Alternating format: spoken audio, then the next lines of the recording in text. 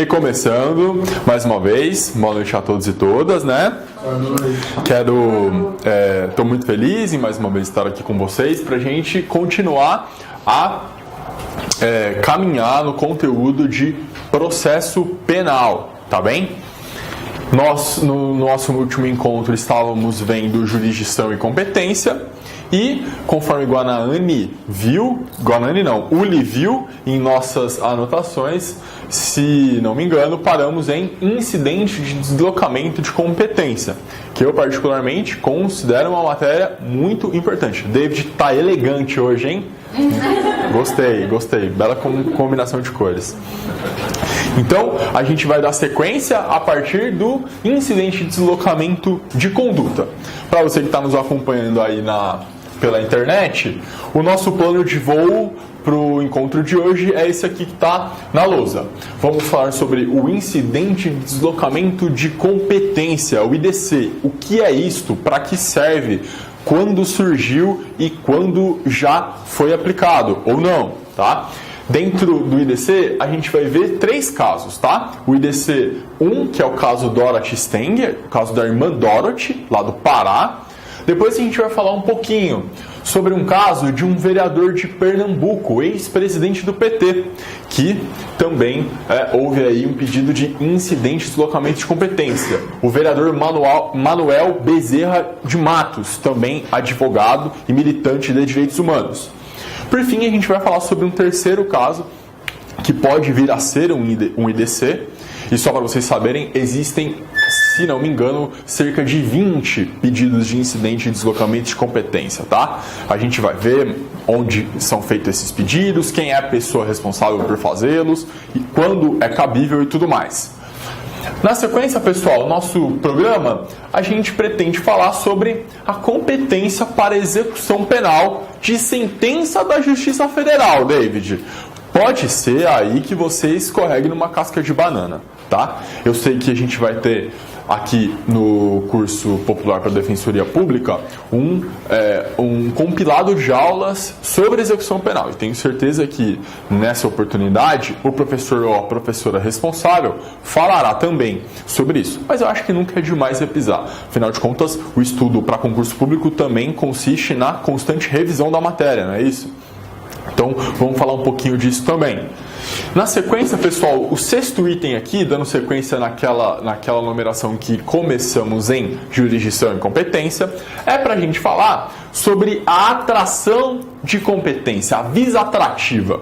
Quando prepondera uma competência sobre a outra, tá? Quando uma competência exerce a sua vis atrativa sobre a outra, tá? Importante a gente saber isso. E como eu já adiantei a vocês, infelizmente, no estudo de direito processual penal, especificamente no que tange a competência, a gente precisa trabalhar nossa memória. Não tem muito segredo, tá? Não exige muito raciocínio intelectual, um refinamento, uma erudição para entender isso. Aqui é fazer exercício e tentar memorizar o máximo possível. Tá bem, Gi? Na sequência, vamos falar sobre a nossa última hipótese de fixação de competência, a competência territorial. Lembram-se, nós começamos falando sobre a competência material, e aí a gente viu as competências da Justiça Eleitoral, da Justiça Militar, Guanani, e também da Justiça Federal. E aí a gente entendeu que a competência da Justiça Estadual, muito embora prevista na Constituição como residual, é a maior de todas elas, não é isso? Em seguida, a gente falou, Estelinha, sobre a competência por foro por prerrogativa de função, o chamado foro privilegiado, tá bem? E agora, no encontro de hoje, a gente encerra, depois de incidente de deslocamento de competência, falando sobre a competência territorial. E essa competência territorial, Amandinha, vocês vão descobrir que ela pode ser uma competência pelo local da infração, uma competência a depender de consumação fora do território nacional, ou ainda competência pela prática de crime fora do território nacional. São coisas diferentes, né? E por fim, quando ocorre o crime praticado em embarcação, nave ou aeronave. Lembram dessa parte do direito penal super chata em que a gente tem que saber a bandeira, o japonês que dá facada no italiano num navio dos Estados Unidos que atraca no Brasil. Qual é a competência? Qual é a lei penal que se aplica nessa hipótese? Então, a gente vai tentar ver as regras gerais, né? Até porque é quase impossível prever todas as construções que o seu examinador pode fazer com base nessas pegadinhas, a bem da verdade, para depois a gente passar para o nosso próximo tema, ainda relacionado à competência, que é prevenção, conexão ou continência, tá? Conexão e continência, leia-se regras de reunião de processo. Conexão e continência costuma ser uma matéria super complexa, um pouco difícil para quem vai ler pela primeira vez. Até porque a maneira como está no Código de Processo Penal é pouco intuitiva e nem um pouco didática. Então, o professor Auri até sugere uma releitura do artigo respectivo que trata sobre conexão e continência numa ordem diferente daquela que vem elencada nos incisos, para a gente poder então compreender de uma maneira mais didática. A gente vai ver isso. Se tudo der certo, na nossa segunda metade, no nosso segundo encontro aqui ainda hoje, falaremos sobre questões incidentais, processos incidentais, tá bem? Questões prejudiciais, exceções de suspeição, exceção de incompetência e exceção de um incidente de insanidade mental. Vamos tentar entender o que são esses processinhos que ficam apensados à ação penal, né? Agora vai acabar isso, né, Guanani? O processo não vai ser mais físico, a tendência é que todo o processo seja digital. Mas no processo físico, quem nunca viu, tem lá todas as folhas apensadas e aí os atos processuais vão sendo praticados de uma maneira cronológica. Conforme vai acontecendo, vai sendo encartado ali nos autos principais.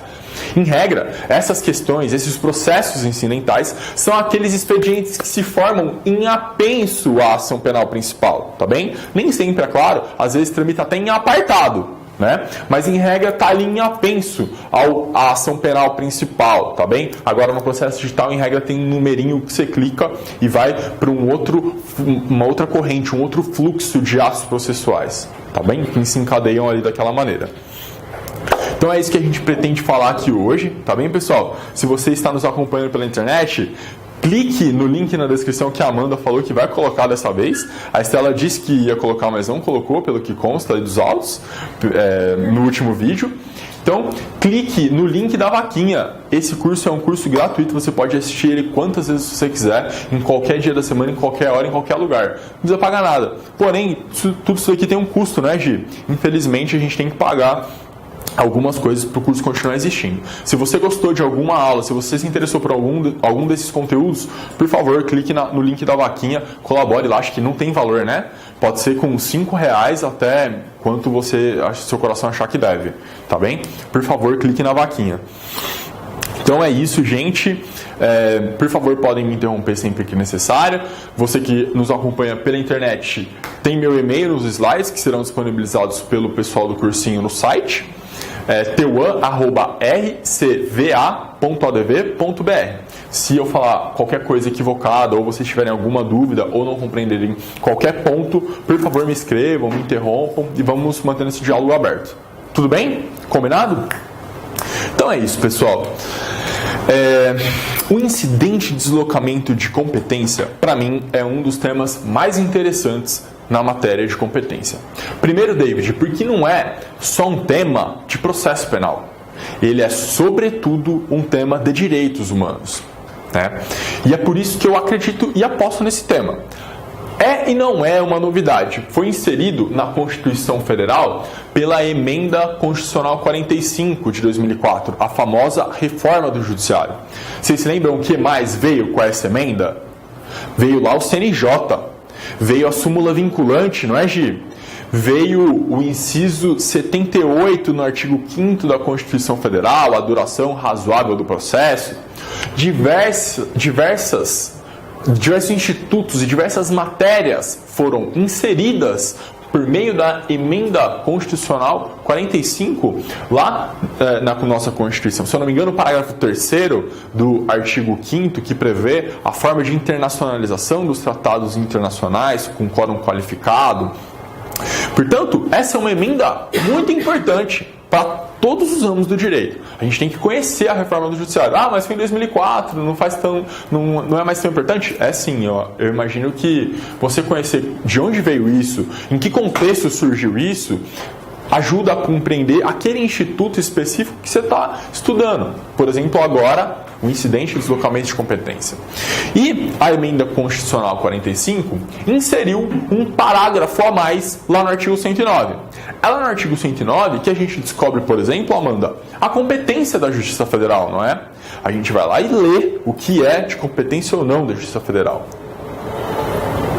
E foi também no artigo 109 que a emenda constitucional inseriu o incidente de deslocamento de competência. E o que está previsto para esse incidente? Bom, a primeira coisa que vocês precisam entender é que ele serve para deslocar a competência da Justiça Estadual para a Justiça Federal. E isso em algumas hipóteses restritas, é óbvio. Tá bem? Então, pode ser que um caso de competência da Justiça Estadual tenha sua competência deslocada para julgamento perante a Justiça Federal. Isso é chamado de federalização do julgamento. Em regra, vai acontecer quando houver crimes contra os direitos humanos. Portanto, a gente vai poder federalizar o julgamento de uma conduta, a gente vai poder federalizar um caso, ou seja, deslocar o julgamento da Justiça Estadual para a Justiça Federal, quando houver violação a direitos humanos, quando for um crime contra os direitos humanos. Muito bem até aí? É isso que a gente precisa saber. É um crime que há violação de direitos humanos? Já sinto o cheiro de incidente de deslocamento de competência. Tá bem? Se na sua prova aparecer uma narrativa nesse sentido, não desconsidere essa possibilidade. Segunda coisa, gente, lá no parágrafo 5º do artigo 109, vocês vão descobrir que só pode pedir esse incidente de deslocamento, só é legitimado para pedir isso, o PGR, Procurador-Geral da República. Aí vocês perguntam, puxa meu, mas por que só o PGR, né? Bom, a gente também a gente não pode desconsiderar que no desenho institucional original, apenas o PGR, por exemplo, era legitimado para propor as ações de controle concentrado. Não é mesmo? Eu sempre quis ser um legitimado do artigo 103 da Constituição. Eu ia disparar a DIN e a DPF nesse país. E a juizada não ia dormir, parceiro. Ia ser a DIN e a DPF todo dia. Mas, infelizmente, não estou legitimado. Algumas instituições e algumas autoridades, algumas pessoas que ocupam alguns cargos públicos são legitimadas, lá na regra do artigo 103 da Constituição Federal, para propor, por exemplo, as ações de controle concentrado, a DIN, a DECOM e a DPF, tá bem? Então, eu acho que dá para ampliar a legitimidade para propor o incidente de deslocamento de competência. Só o PGR é muito pouco, não faz sentido. Tá? Então, acredito que daria para aplicar, por exemplo, a regra do artigo 103. Mas não é isso que está dito na Constituição. Está dito que apenas possui legitimidade para pedir o IDC, o Procurador-Geral da República, chefe institucional do Ministério Público Federal. Tudo bem? Ótimo.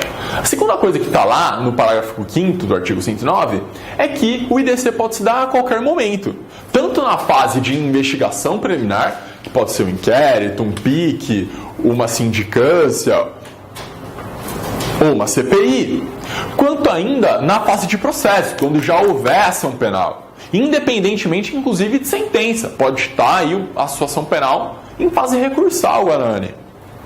Portanto, o PGR pode solicitar um IDC a qualquer momento. Tanto o que está dito, tanto na fase de inquérito quanto na fase de processo, é a qualquer momento. Tá bem? Poderia ter economizado palavra e fechado a porta para qualquer tipo de dúvida. Muito bom. Além disso, pessoal, o incidente de deslocamento de competência serve para assegurar o cumprimento de obrigações assumidas pelo Brasil em tratados internacionais de direitos humanos. O objetivo de se deslocar a competência da Justiça Federal para a Justiça Estadual é jogar luz no caso, é jogar um holofote sobre aquele caso, porque senão o Brasil poderá vir a ser condenado em instâncias internacionais, como, por exemplo, perante a Corte Interamericana de Direitos Humanos, após um acionamento da Comissão Interamericana de Direitos Humanos na regra prevista no Pacto de São José da Costa Rica. Ou ainda até mesmo no sistema ONU. Ou ainda em qualquer âmbito do qual o Brasil tenha assinado Tratado Internacional de Direitos Humanos e que preveja, consequentemente, uma sanção pelo seu descumprimento. O que o PGR tenta fazer é jogar luz naquele caso, tirar ele de onde ele está, para que assim o Estado brasileiro tome as providências necessárias internamente e evite um constrangimento internacional por meio de uma condenação de instâncias que visam a proteção de direitos humanos. Ilka, certo? Não é isso? Tá certo. Ah, então tá bom. Esse deslocamento serve tanto da estadual para federal, quanto da federal para estadual? Não, Ilka. Serve a federalização dos julgamentos. É melhor até você anotar dessa maneira. O incidente de deslocamento de competência significa a federalização dos julgamentos e não a estadualização dos julgamentos. É porque na sua colocação pareceu que poderia ser. Então, federalização dos julgamentos. Para ficar mais claro, talvez vale lembrar desse modo. O incidente de deslocamento de competência significa a federalização dos julgamentos e não a sua estadualização também. Tá bem? De alguma maneira, a Constituição imaginou que a Justiça Federal teria mais meios e sofreria menos pressões, em algumas hipóteses, para julgar alguns casos. Tá? Vamos falar sobre o primeiro IDC. Só fazer uma pergunta. Vamos lá. Ali no slide anterior você fala de crimes contra os direitos humanos. Exato. Isso é um conceito muito... É um conceito muito amplo. É difícil definir o que é um crime contra os direitos humanos. Porque se a gente for parar para pensar, uma conduta só pode ser criminalizada se ela lesionar um bem jurídico, que tenha aí, portanto, sua dignidade, seu status, uma valorização constitucional para poder ser combatida pela via do poder punitivo estatal. O que significa crime contra os direitos humanos? Não há uma definição precisa. Será que um homicídio é um crime contra os direitos humanos? A rigor, um homicídio, a rigor, é um crime contra a vida. O bem jurídico tutelado pelo artigo 121 do Código Penal é a vida. Em 10 manuais de direito penal estará escrito dessa maneira, tá? Mas, a depender da forma como esse homicídio foi cometido, quem era a vítima desse homicídio e como o Estado tratou aquilo e a repercussão que aquele caso teve, pode ser que aquele caso específico seja um caso em que houve grave violação de direitos humanos, tá? Então, Estela, eu não consigo tirar uma resposta precisa sobre o que são crimes contra os direitos humanos, tá? Em algumas hipóteses será bastante evidente, algumas outras nem tanto. Certo, Gi? Certo, Guanani? Muito bem, então vocês já entenderam isso. O STJ também já assentou uns parâmetros, né? Não é só grave violação de direitos humanos, tem outros aspectos também que tem que preencher. Exatamente, a gente vai ver. Principalmente, Raquel, o principal aspecto que deve ser preenchido para a gente poder pedir a federalização do julgamento é a ineficácia, é a ineficiência, é a omissão, é a falta de atuação daquele poder judiciário ou até mesmo da polícia e do Ministério Público para promover aquele caso e chegar a um resultado e chegar a uma punição. Tá? Então, no fundo, o que a gente está tentando fazer é com que as pessoas sejam devidamente punidas, principalmente quando há violação a direitos humanos. Tá? E algumas pessoas, inclusive de um pensamento penal mais crítico, traz uma crítica a essa jurisprudência internacional e das cortes internacionais de direitos humanos que, em alguma medida, se alinha a uma posição punitivista. Porque, querendo ou não, o que a gente está falando é, olha, esse caso tem que ter punição. E tem que ter punição para essas pessoas.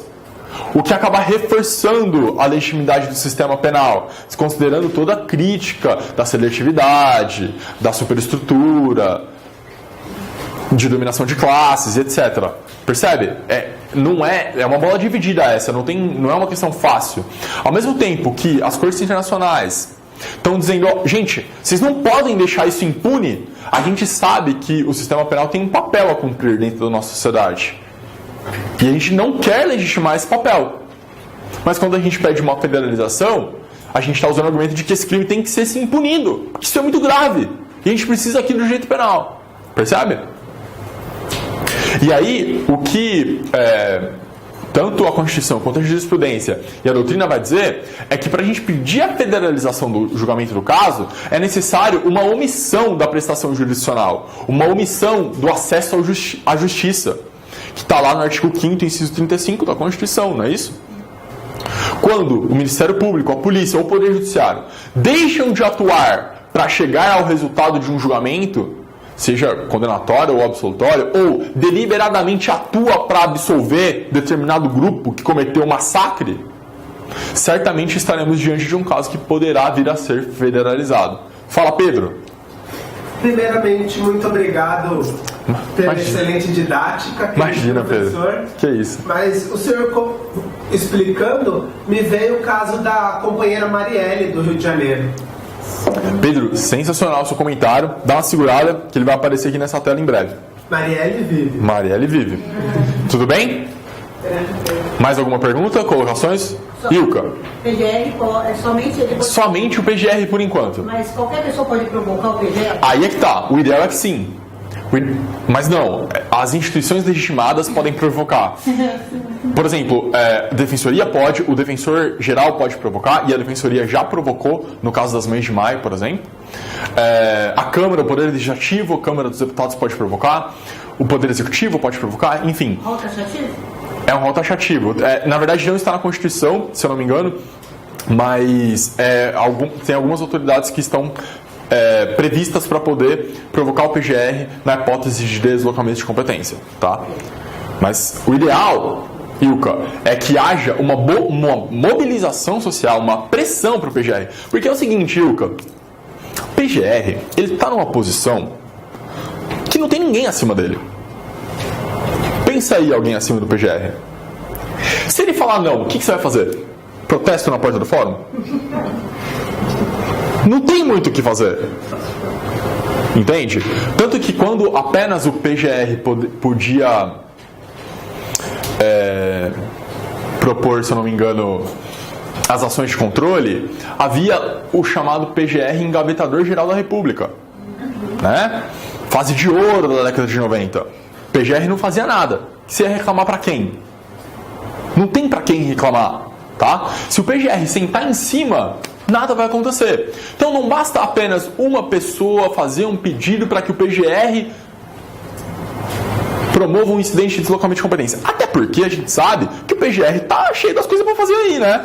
Tem que processar deputado, tem que processar senador, tem que processar às vezes presidente da República, tem que atuar nas ações de controle concentrado, tem que propor ação de controle concentrado, atua ainda como chefe da instituição. Portanto, não é tão simples assim. O PGR não está lá esperando acontecer um IDC para fazer o negócio andar. Não. É necessário que haja uma mobilização social, uma verdadeira comoção para que um IDC aconteça. Não é tão simples. Entendem? E é desgastante também, né? E é desgastante. Envolve quase um reconhecimento de que aquele juiz, aquele promotor ou aquele delegado estão macunados para que o caso não prossiga. Olha como isso é grave. A gente está jogando suspeita sobre agentes políticos da nossa república. A gente está dizendo que um juiz não atua. A gente está dizendo que um promotor não atua. A gente está dizendo que um delegado não atua. Isso é grave. Todo mundo no descrédito. Cai todo mundo no descrédito. Perante aquela comunidade, qual é a força que aquele poder judiciário vai ter? Percebe? Não é uma questão fácil. É delicado. Né? Por isso que também envolve um estudo, uma maturação do caso, uma pressão até mesmo desses órgãos para que o caso ande aonde ele deve andar. Né? E não que haja federalização. Perceba que não é uma questão simples, Ilka.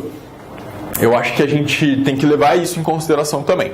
Mas o fato de ser um único legitimado é um problema, e o fato de não ter para quem recorrer caso o PGR não queira federalizar aquele julgamento também é um problema. Por isso que o ideal é que haja mais de um ator institucional previsto com legitimidade para promover aquele incidente, por exemplo. Assim a gente tem um controle, um checks and balances, um desenho de freios e contrapesos. Se um ator institucional não quer e outro quer, bom, então pelo menos a gente tem uma chance.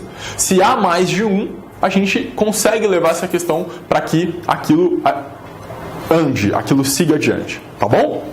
Perfeito até aí, Gi? Ótimo. Então tá bem. IDC número 1, o caso Dorothy Stang, o caso Irmã Dorothy. Vocês se recordam desse caso? É um caso antigo que aconteceu ainda no ano de 2005. Fevereiro de 2005, irmã Dorothy Stang foi assassinada a tiros no interior do Pará, né? E o problema aí, gente, diz respeito com a atuação da irmã Dorothy. A irmã Dorothy não era apenas uma religiosa missionária. Ela era uma religiosa missionária que militava pelos direitos humanos do movimento sem terra, dos povos indígenas, dos trabalhadores rurais. E essas pautas trazem desconforto para um público específico, que são os grandes latifundiários, que muitas das vezes se tornaram grandes latifundiários por meio da grilagem de terras. Leia-se, a usurpação de áreas públicas gigantescas como se fossem particulares. E a irmã Dorothy denunciava isso, lutava contra isso, militava em prol dos direitos dessas comunidades. Evidentemente que ela trazia desconforto para muita gente no interior do Pará, e muita gente poderosa, muita gente que não costuma procurar o Poder Judiciário para resolver os seus conflitos, não é mesmo? Aqui, ó, nessa matéria da Folha de São Paulo, a missionária católica americana Dorothy Stang, 73 anos de idade, importante essa informação, foi assassinada com 6 tiros nesse sábado no município de Anapu, Pará. Ela trabalhava havia mais de 20 anos no estado e defendia causas ambientais e trabalhadores sem terra. Na última semana, a missionária teve uma reunião com o secretário de Direitos Humanos, Nilmário Miranda, e denunciou que 4 pessoas da região estavam recebendo ameaças de morte. A americana também afirmou que fazendeiros e madeireiros invadiram uma área em Anapu. A ministra Marina Silva, Meio Ambiente, ainda existia Ministério do Meio Ambiente naquele ano, se você está vendo isso no futuro, saiba que existia Ministério do Meio Ambiente. A ministra do Meio Ambiente, Marina Silva, que está participando da cerimônia de apoio às famílias da reserva extrativista Verde Pará, sempre no município de Porto de Mós, vai acompanhar as investigações. A assessoria de imprensa do Palácio do Planalto informou que o presidente Luiz Inácio Lula da Silva pediu que a Polícia Federal participe das investigações. Além disso, o próprio Nilmário Miranda deve viajar para a região ainda hoje, secretário de Direitos Humanos. Gente, o fato é esse. Não foi só mais um assassinato. Foi um assassinato com uma causa política, ideológica. Foi um assassinato que, ao que tudo indicava, se relacionava com a atuação da irmã Dorothy Stang no interior do Pará, em defesa das causas ambientalistas e dos trabalhadores sem terra. Com claros sinais de execução. Não é que ela estava no bar, bebendo, brigou com alguém e tomou um tiro.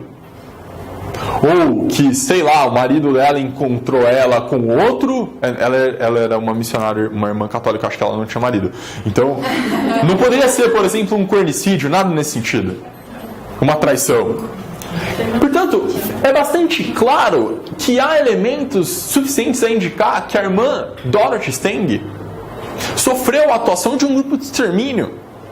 Sofreu a atuação de uma clara execução, tá? E é por isso que o caso dela ganhou a repercussão. Porém, infelizmente, vocês viram que o presidente Lula até se comoveu, pediu para que a Polícia Federal atuasse no caso, a ministra do Meio Ambiente foi até o local. Houve lá um pedido de federalização da questão, ainda em 2005. E o STJ entendeu que não. O STJ negou a federalização do julgamento da morte da irmã Dorothy, sob o argumento de que o deferimento do pedido de deslocamento de competência para a Justiça Federal poderia ainda tumultuar o andamento do processo criminal e adiar a solução do caso, utilizando-se um instrumento criado pela reforma do Judiciário. Lembrando que a gente falou da reforma do Judiciário, que foi ali em 2004. Estamos falando do caso Irmã Dorothy Stang, assassinada em fevereiro de 2005. E aqui a notícia é de junho de 2005. Portanto, a reforma do Judiciário não tinha 6 meses. IDC, quem conhecia era quem trabalhou com aquilo durante a reforma, tá? E assim o STJ negou a federalização do julgamento. Eu até acho que foi precoce o pedido. Em tão pouco tempo, não sei se seria necessário um pedido de deslocamento de competência. Seria um grande descrédito para as instituições locais se, em tão pouco tempo, a questão já fosse federalizada. A gente estaria dando de bandeja que nenhum magistrado, promotor e delegado do estado do Pará seria imparcial o suficiente para conduzir esse julgamento. Olha como isso é grave, né? Sem que nenhum indício apontasse nesse sentido. O simples fato, como a Raquel disse, de ter sido um crime motivado pela atuação de alguém relacionado aos direitos humanos, não é o suficiente. É necessário que haja uma ineficácia, uma omissão da prestação jurisdicional, uma inatividade deliberada dos atores institucionais que deveriam tocar o caso. Perfeito, Guanani? Tanto que, no caso da irmã Dorothy, os acusados foram condenados, tá? E aqui o que me chama a atenção é o seguinte, depois vocês leiam com mais calma, mas os executores, um chamava Fogoió e o outro chamava Eduardo. Aí tinha um outro, tinha também o Tato e tinha também o Bida. Clodoaldo também. Como? O Clodoaldo eu acho que é o Eduardo, né? Por quê? Ninguém sabe. Mas o apelido dele era o Eduardo. Eles foram condenados. Foram condenados pelo Tribunal do Júri do Pará naquela oportunidade. Por exemplo, Fogoió foi condenado a 27 e o Clodoaldo a 17 anos de prisão. E isso, estamos falando, se não me engano, de 2007. O que nem é tanto tempo assim. Tá bem? Houve, por outro lado, e esses são os executores, quem puxou o gatilho.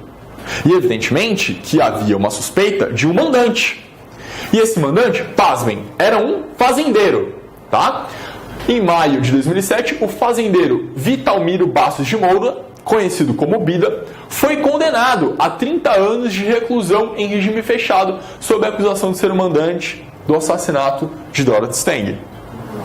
O Bida, portanto, foi condenado em 2007. Porém, até 2008, havia a previsão no Código de Processo Penal do Instituto do Protesto por Novo Júri, né?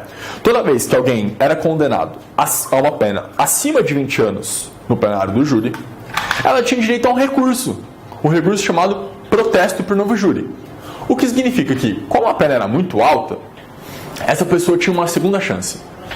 Tipo uma prorrogação, tipo um acréscimo, tá bem? Ela poderia ir para um novo júri, e aí se o tribunal do júri condenasse ou mantivesse ou acrescentasse a pena, acabou. Não tem mais o que fazer, tá? E o Bida, condenado a 30 anos, foi submetido a novo julgamento no júri. E dessa vez, o acusado de matar a missionária, no caso o Raitran, se eu não me engano o nome dele, Raifran, foi condenado novamente e teve a pena acrescida em 1 ano.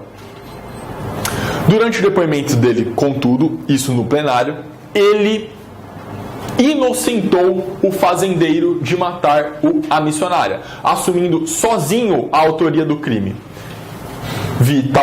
Como que ele chama mesmo? Vitalmiro Bastos de Moura. O Bida foi absolvido por 5-2. Ou seja, o suposto mandante do crime, o tal Bida, numa primeira oportunidade foi condenado a 30 anos. Numa segunda oportunidade, o executor, o jagunço que puxou o gatilho, inocentou ele. E aí ele foi absolvido no plenário por 5-2. Tá bem? Pergunta: houve alguma omissão, algum defeito na prestação jurisdicional, alguma ineficácia, ineficiência do Poder Judiciário do Pará? Difícil dizer que houve. O Estado brasileiro teria deixado de atuar para que aquele crime fosse apurado? Não. Me parece que, ao menos nesse caso da irmã Dorothy, não era mesmo necessária a federalização do julgamento. Não era aplicável o incidente de deslocamento de competência. Tá bem? Até porque é aquilo que eu disse. Se eu não me engano, a EC 45 de 2004 foi aprovada em dezembro, no final do ano. O crime foi em fevereiro. Alguém teve uma super ideia. Vamos usar isso aqui? É novo. Vamos ver o que acontece. E antes de maturar aquilo, antes de amadurecer aquela ideia, foi proposto o IDC e ele foi negado. Tá bem? Pergunta sobre o caso da irmã Dorothy? Tranquilo? Jefferson? Não. Pode perguntar, Jefferson. O Jefferson tá pensando em alguma coisa. Não, eu só tô indignado só porque ele foi absolvido. O Bida? É. Eu não conheço o processo, não sei como foi, então não tenho mais elementos para te trazer, Jefferson. Talvez ele fosse realmente inocente. Já parou para considerar essa hipótese?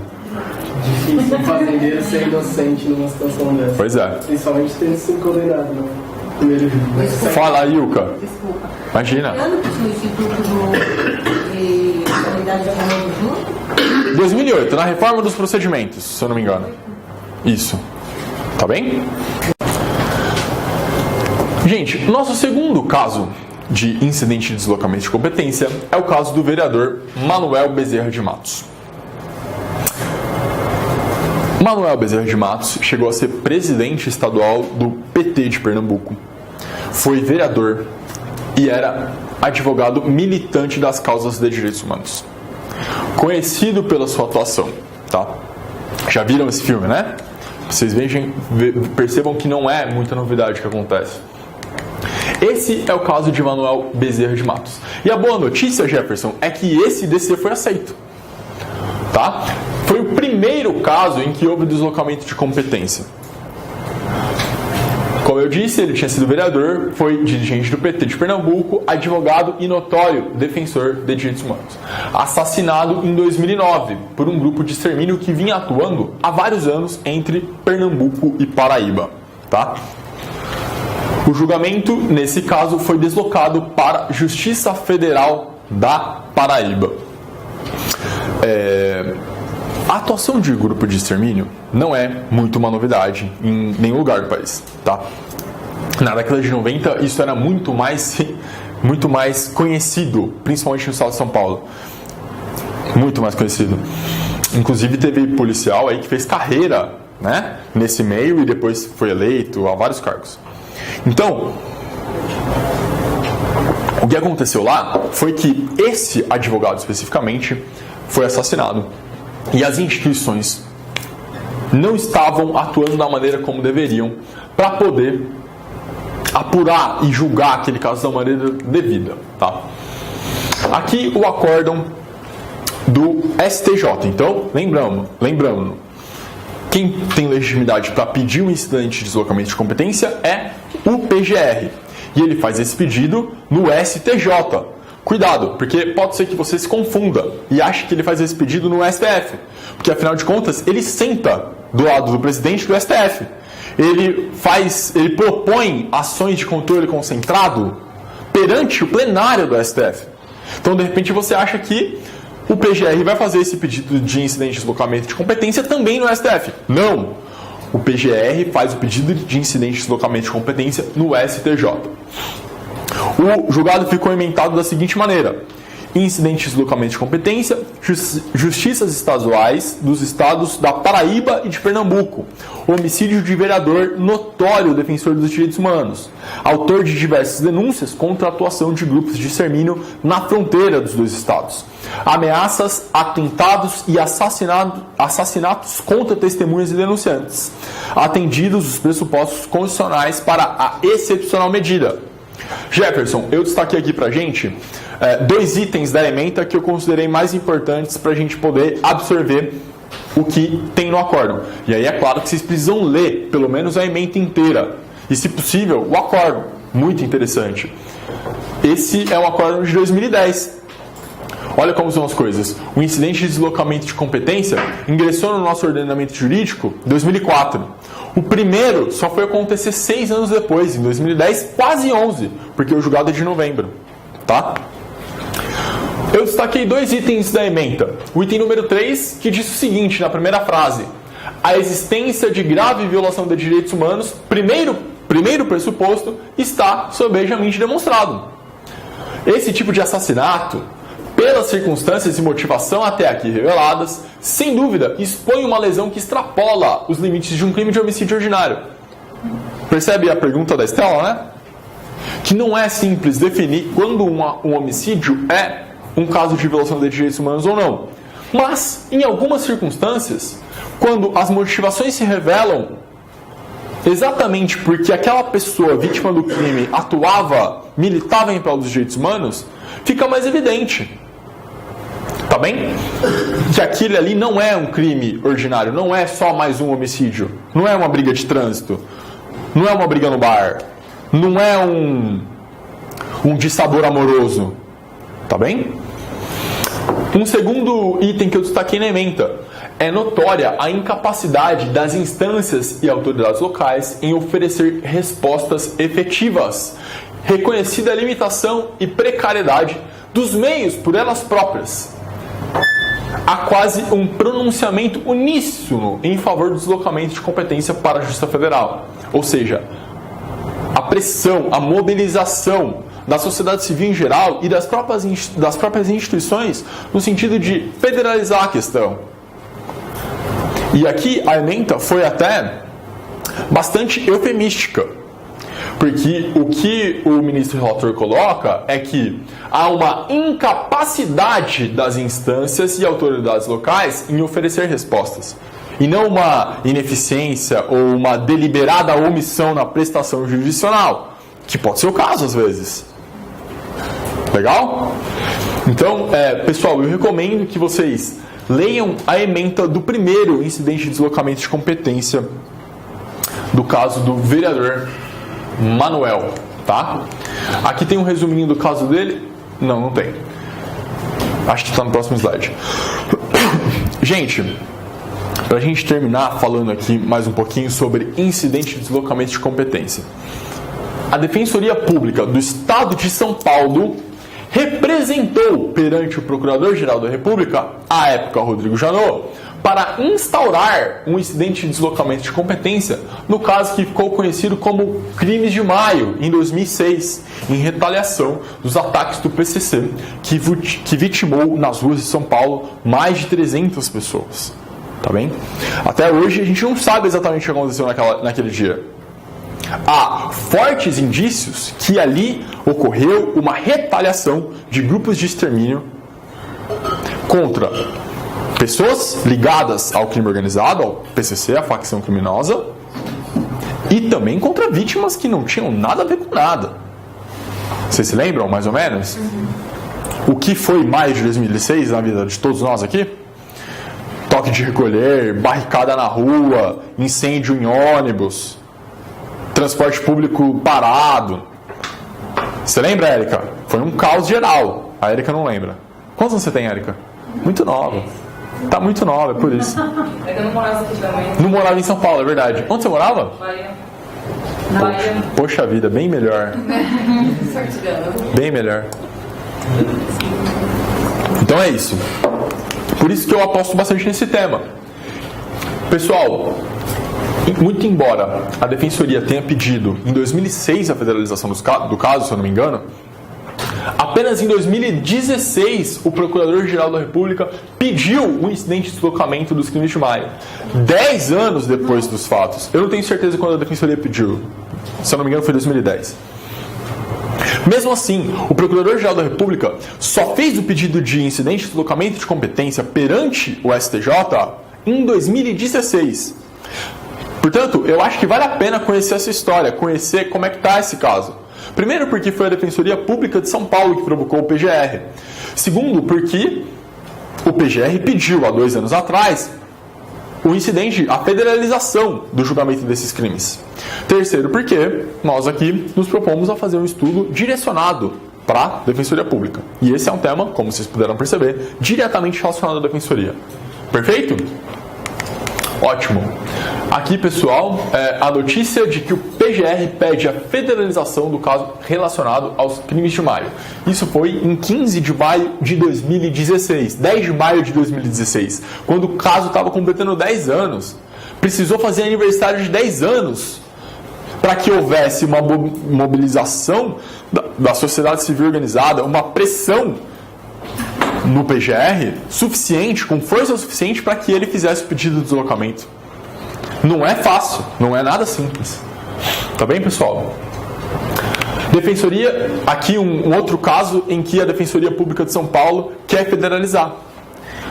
Defensoria quer retirar da Justiça Paulista júri sobre o massacre do Carandiru. Quem disse? Precisa tirar. Jefferson. Pois é muito delicado. Essa é uma questão muito difícil. De fato, há uma morosidade na prestação jurisdicional desse caso. Gente, 2 de outubro de 1992. Faz muito tempo. E até hoje, ninguém foi condenado. Com trânsito em julgado. Sentença penal condenatória. Cumprimento de pena. Ninguém. Tá? Isso é muito grave. Olha aqui que o Conjur colocou. A Defensoria entende que a mudança do processo é necessária porque as mortes ocorreram em 2 de outubro de 92 e quase 25 anos depois, a Justiça Paulista ainda não puniu nenhum responsável. Entre 2003 e 2014, decisões do Tribunal do Júri condenaram 74 policiais, apenas que variaram de 48 a 624 anos. Mas, em setembro de 2016, o TJSP anulou as condenações. E aí, a Câmara Preventa, se eu não me engano, é a 4ª Câmara. O que acontece? O TJSP é muito conhecido por ser rigoroso nos seus posicionamentos sobre o direito penal. Mas nesse caso específico, houve até uma complacência bem maior. É isso que a maioria dos críticos que analisaram o acórdão no TJSP diz. Mas, Jefferson, eu ouso dizer que é muito difícil, do ponto de vista técnico, jurídico, processual penal, condenar alguém nesse caso. O processo tem muitos problemas. Eu li o acórdão de quando houve a repercussão em 2016 da anulação da condenação. E para mim há problemas gravíssimos no caso. Primeiro deles, é impossível saber individualizar as condutas. Qual policial atirou em qual preso? As munições não estavam identificadas. E mais do que isso, a gente não sabe quais presos estavam em quais pavilhões. E quais foram os policiais que entraram em quais andares do pavilhão. É impossível individualizar. Esse policial matou aquele fulano, esse matou aquele, esse matou... É impossível. Portanto, para mim, desse ponto de vista, há uma inépcia da denúncia pela impossibilidade de individualização de condutas. E aí, gente, não quero passar pano para nenhum policial, não é nada disso. Estou fazendo uma análise técnica do que eu li desse caso, que foi muito pouco, inclusive. Segunda questão. A cena do crime foi completamente alterada. Não sei se vocês lembram, mas eles lavaram o Carandiru no dia seguinte. Com cândida mesmo, tipo, esfregando o chão. Removeram os corpos de onde eles estavam, impossibilitando que a perícia pudesse identificar quais presos estavam em quais pavilhões, em quais andares, em quais celas, etc. Portanto, a partir desse trabalho que foi feito, é quase impossível que esse caso tenha um resultado positivo. Em qualquer instância daí. E para mim o mais interessante é que o mundo é uma grande roda gigante. E o secretário de Segurança Pública, que assumiu logo após o massacre do Carandiru e, portanto, era o chefe institucional da Polícia Militar e Civil, naquela oportunidade, pasmem vossas excelências, era Michel Temer. Era Michel Temer o secretário de Segurança Pública que comandava a polícia nesse momento. Então, é uma ironia, né? Hoje ele é presidente da República. Então, a questão do caso do Carandiru não me parece possível de ter um julgamento justo. Um julgamento justo. Mas é claro que seria necessário um julgamento. O motivo pelo qual eu me recordo de ter lido no acórdão de um dos desembargadores era de que os policiais militares teriam agido em legítima defesa. Bom, daí já é patifaria. O argumento técnico de que não há prova de que o presídio foi lavado, de que não há individualização de condutas, me parece forte. Mas o argumento de que os policiais militares agiram em legítima defesa com submetralhadoras contra presos desarmados é absolutamente incabível. Esse é um argumento que merece ser rechaçado com todas as forças. E isso constou no voto de um dos desembargadores, naquela oportunidade, quando um dos plenários do júri, das condenações do júri, foi revista pelo Tribunal de Justiça de São Paulo. Por esse fundamento, me parece que é possível a federalização do caso. Percebem? Não sei se vai. A pedido da Defensoria Pública, é de fevereiro de 2017, era o Procurador-Geral da República ainda era Rodrigo Janot, e ele não fez, se eu não me engano. Pode ser que a Raquel Dodge faça?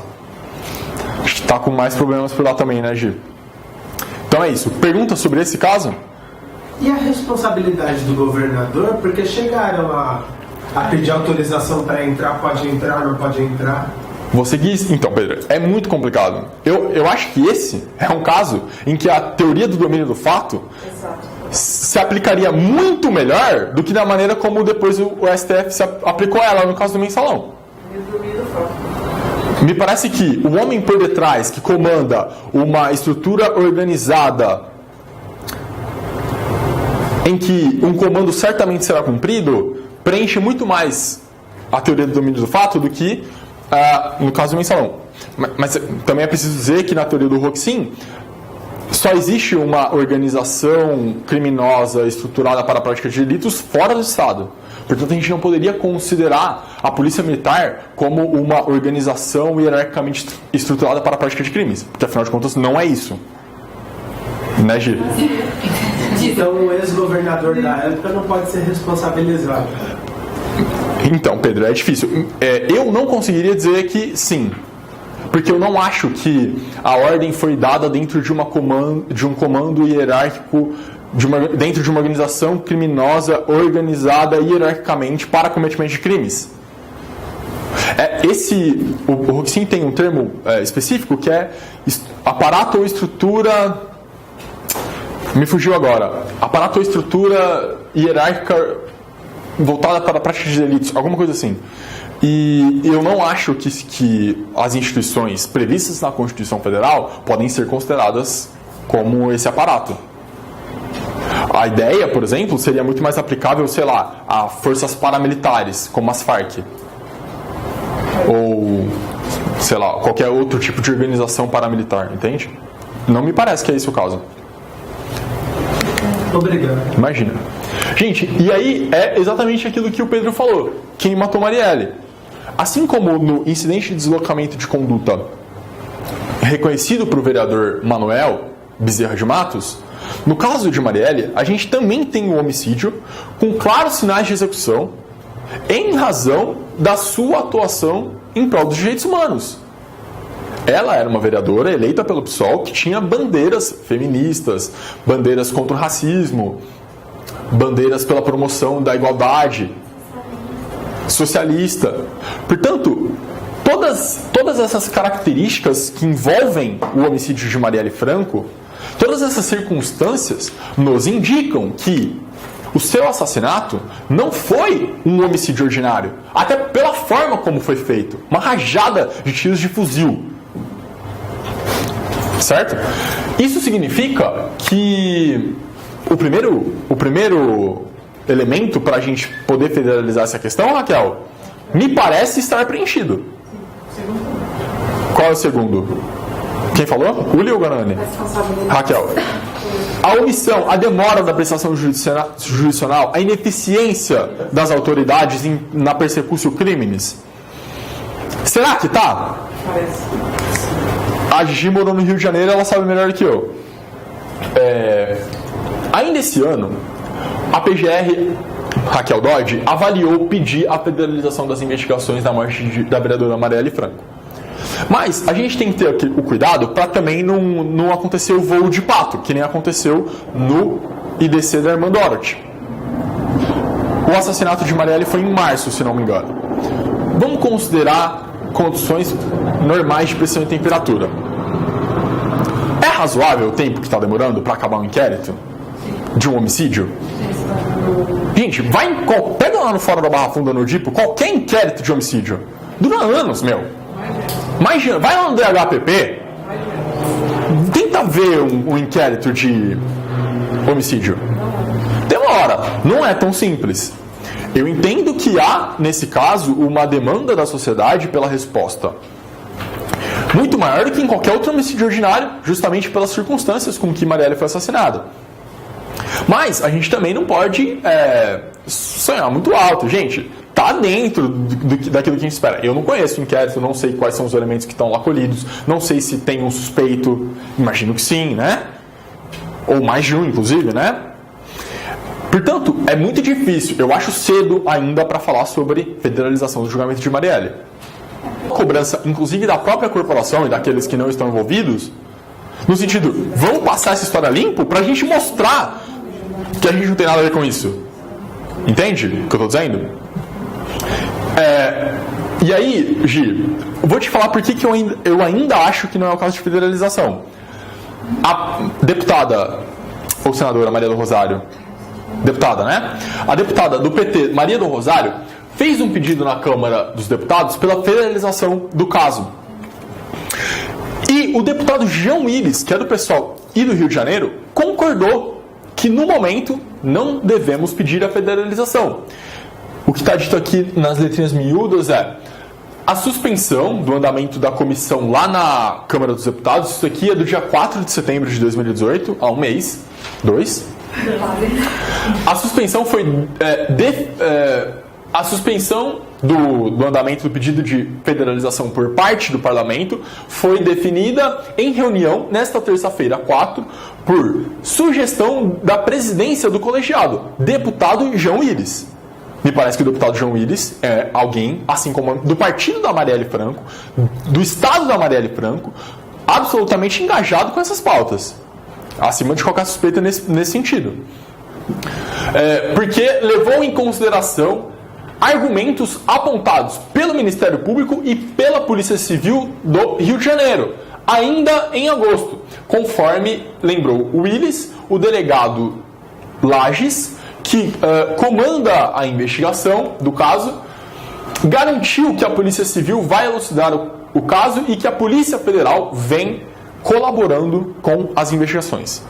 Ou seja, o deputado João Willis, que acompanha essa questão numa comissão especial da Câmara dos Deputados que pretendia pedir a federalização para o PGR, recebeu informações tanto do delegado quanto do Ministério Público, e inclusive informações de que a Polícia Federal já está trabalhando na questão, no sentido de que as investigações estão andando como deveriam. O caso da Marielle teve denúncia onde, não teve? Acho que sim, a Anistia Internacional, a Comissão Interamericana de Direitos Humanos. Tem muitos olhos voltados para esse inquérito. Me parece que, ao menos pelas notícias que chegam, estaria andando como deveria. Claro, que eu não confio 100% no resultado de qualquer investigação. Seja o da Marielle Franco, seja o do José das Couves lá na Barra Funda. A gente sabe que existem erros judiciários, sabem que a polícia é muito mal aparelhada, déficit de recursos materiais, déficit de recursos humanos. Não é CSI, né? Então, é evidente, é uma preocupação natural, eu acredito, em qualquer investigação. Qualquer pessoa que está preocupada com a questão deveria se preocupar, mesmo. Percebe? Uli, tudo bem? Jefferson? que houve uma novidade no caso da Marielle, que a Polícia Federal está investigando a Polícia Civil agora. Aí, tá vendo? Porque um dos investigados até inteiro. Conta pra gente, Jefferson. Um dos suspeitos de participar do crime disse que a Polícia Civil Fluminense não tem interesse em elucidar as circunstâncias da morte de Marielle.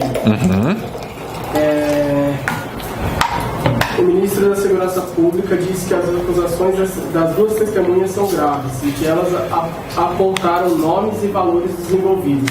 Essas denúncias acusam a existência de uma organização criminosa envolvendo agentes públicos de diversos órgãos, milicianos e a contravenção para impedir, obstruir e desviar a elucidação do homicídio de Marielle e Anderson Gomes. E essa investigação tramita na Polícia Federal. Isso. Perfeito. Ou seja, me parece que o Estado brasileiro está fazendo o que deveria. Pensando numa hipótese de condenação do Brasil perante organismos internacionais, há nesse momento elementos concretos? Eu acho que ainda não. Bom, se a Polícia Federal investigou a Polícia Civil e concluiu que tem policial civil metido para que não sejam concluídas as investigações, e ela está cumprindo o papel. O relator na comissão especial na Câmara dos Deputados recebeu informações do Ministério Público e do delegado que comanda as investigações de que a Polícia Federal também está trabalhando nas investigações da morte de Marielle, eu acho, agora, nesse momento, que tá tudo bem. Óbvio, não tá tudo bem, mas eu não acho que há elementos suficientes para uma federalização hoje. Isso falando 5 de novembro de 2018, caso você esteja assistindo no futuro. Tá bem? Tudo bem? Jefferson? David? Érica? Douglas? Sim. Então tá bom, gente. Era isso que eu pretendia falar para vocês sobre deslocamento de competência. Caminhamos, vimos, portanto, o caso da irmã Dorothy Stang, vimos o primeiro IDC, o caso do vereador Manuel Bezerra de Matos, e também falamos sobre a possível federalização do caso Marielle Franco e Anderson Gomes, né? Não nos esqueçamos do motorista Anderson Gomes. Agora, vamos falar brevemente sobre a competência para execução penal de sentença da Justiça Federal, e aí a gente faz o nosso intervalo. Tudo bem? Combinado, Guanani? Ótimo.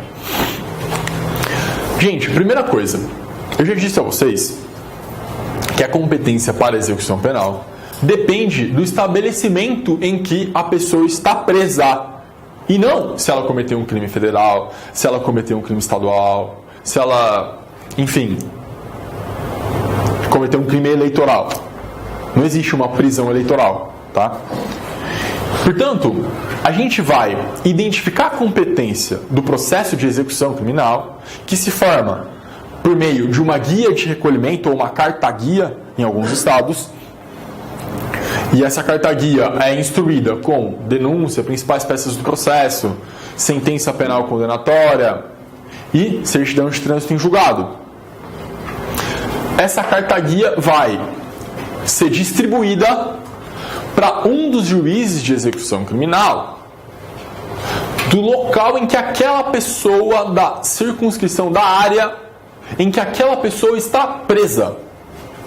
Então, se a pessoa cometeu um crime em São Paulo, na Justiça Federal, mas está presa num presídio em Ribeirão Preto, o juiz competente para receber a distribuição dessa guia de recolhimento, ou dessa carta-guia, será um dos juízes das varas de execuções criminais da cidade de Ribeirão Preto. Não interessa que ele cometeu o crime em São Paulo, não interessa que ele foi condenado na Justiça Federal, não interessa se ele foi condenado na Justiça Eleitoral. Tá bem? Interessa qual é o presídio que ele está preso. Súmula 192 do STJ.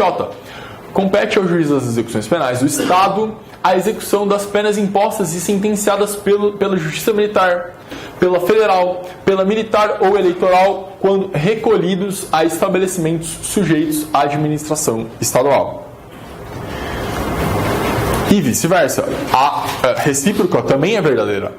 Se o indivíduo cometeu um crime estadual, foi condenado pela Justiça Estadual, mas foi incluído no sistema penitenciário federal, em uma das 5 penitenciárias federais do Brasil, será competente para julgamento da sua execução penal. E aí alguém pode estar se perguntando, olha, mas o que julga o juiz de execução penal, né? O juiz de execução penal vai julgar os pedidos de progressão de regime, de livramento condicional, vai analisar o cometimento ou não de falta grave, vai conceder o direito à saída temporária e assim por diante. Todos esses pedidos que são formulados no processo de execução criminal têm que ser endereçados para o juiz competente, que vai depender do estabelecimento em que a pessoa está presa. Conclusão: pessoa condenada na Justiça Federal, porém presa em presídio estadual, será competente à Justiça Estadual e vice-versa. Simples, nenhuma novidade aqui. Perfeito? Perguntas? Tudo bem? Ótimo. Gente, então vamos deixar para a gente começar a atração de competência na nossa próxima metade? Tudo bem? Então tá bom.